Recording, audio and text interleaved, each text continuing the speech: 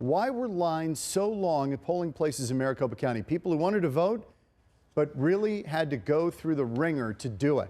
The answer, Jessica Flores spoke with Maricopa County Recorder Helen Purcell. Jess, some pointed questions at her tonight. Yeah, that's right, John. We asked her how this could happen, and I wish I could say that we got a clear-cut answer. I will tell you, she said she apologizes for the long lines, but she didn't say it was a failure of her office. I asked her specifically if this was a failure, and she says it was not. Take a listen. Obviously, you've heard of all of the frustration. Who's to blame for these long lines? Well, the voters for getting in line, maybe us for not having enough polling places, or as many as we usually have.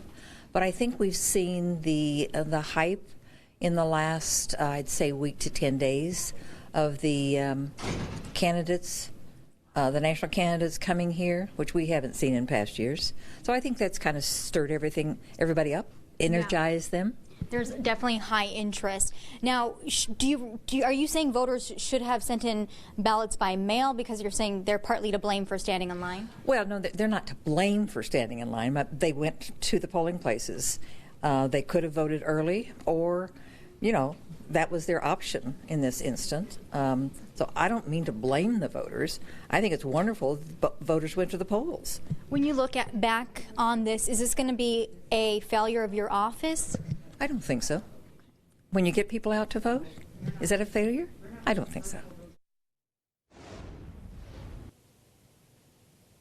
Now, guys, Purcell said that her office looked at past voting patterns to determine where these precincts should be and how many. But obviously, this season, we have seen so much more interest than the past, and it appears that they just did not anticipate this voter turnout. Back to you guys.